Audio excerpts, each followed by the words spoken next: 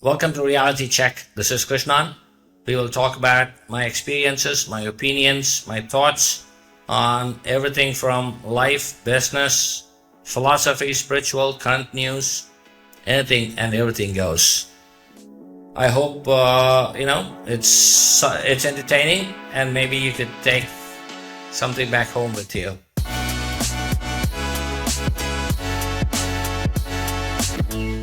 Today we'll talk about something that has been a favorite subject of mine. When people come and talk to me about, hey Krishnan, I have a great idea. So I want to do a startup. And they come and tell me, can you give me your thoughts on this? Or sometimes it's about, can you help me build the tech? Different things.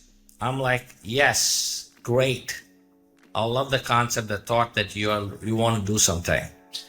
And most of the time, these people are in their 20s, in their early 20s.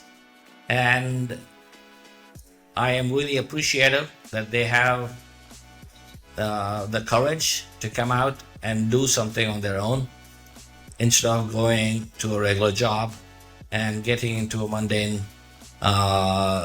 career path. So it's definitely a good thing. But I always tell them I have a problem. And the problem is when you call that a startup.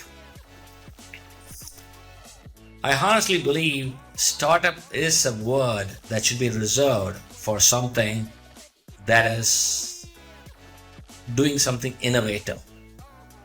If your idea is all about innovation, it could be any type of an innovation. It could be something we are trying to do something new, instead of doing the same old thing that we've been doing for decades. But it's got to be something to do with innovation. It's got to be disruptive. So the question comes to, okay, what do you want to call us? Our ideas. To me, that is a business. If it's not any of those things that I talked about, if it's not disruptive, it's not innovative, then it's a business.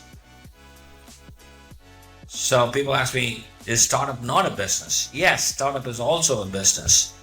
But not all businesses are startups. Why? Because there is a specific component that applies to startups, but does not apply to business, which is you don't look at profits in startups because you are focusing more on the innovation and the disruption. Innovation and disruption takes time.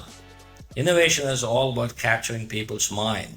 Because something that you're introducing something to their minds that they've not done before. So there's a learning process. How are those changing of minds happen? People have to adapt to new things. How do those things happen? Those things involve a lot of money. So people put money on those things.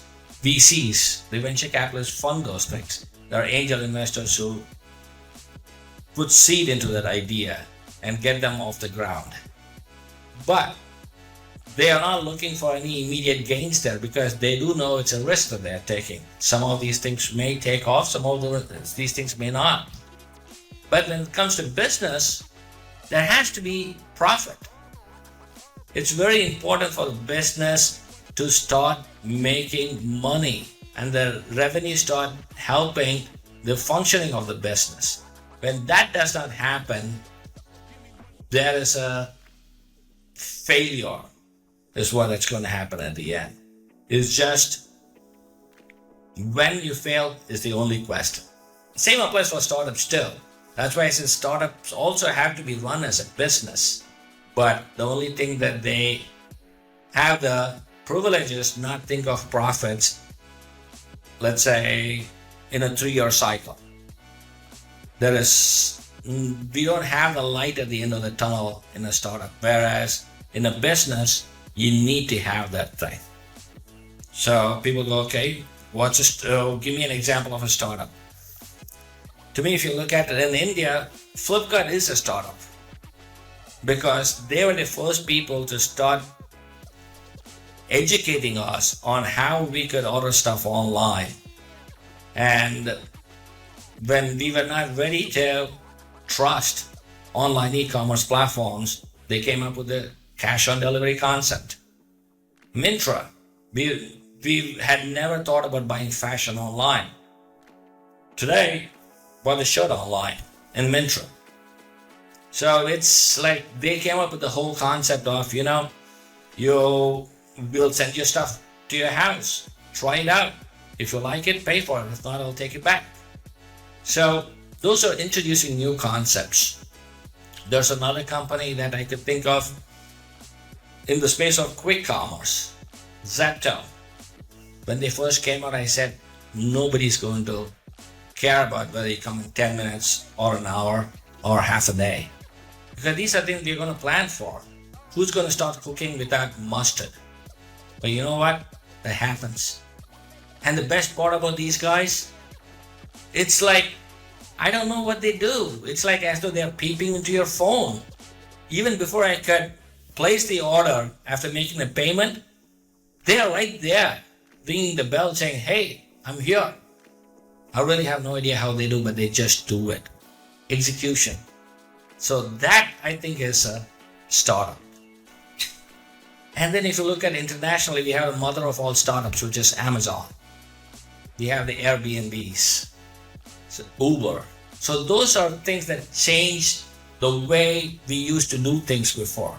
They change the way we used to look for accommodations. They change the way we hail a cab. So there's a big difference between a startup and everything else. If it's not innovating, if it's not disrupting, then please consider yourself just a business. Yes, a lot of the business today, if you're starting, if it's going to be online, there's going to be a lot of tech involved.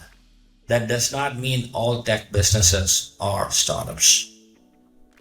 I would like to end this episode today with that thought in your mind, because if we do not keep this in mind, it is just going to take you into a different direction. It's just a trap where you're going to be spending your time, effort, your money, the people who invested in your thing, and it's going to be too late before you realize that you missed the boat on the profit side. Speak to you soon. Thank you.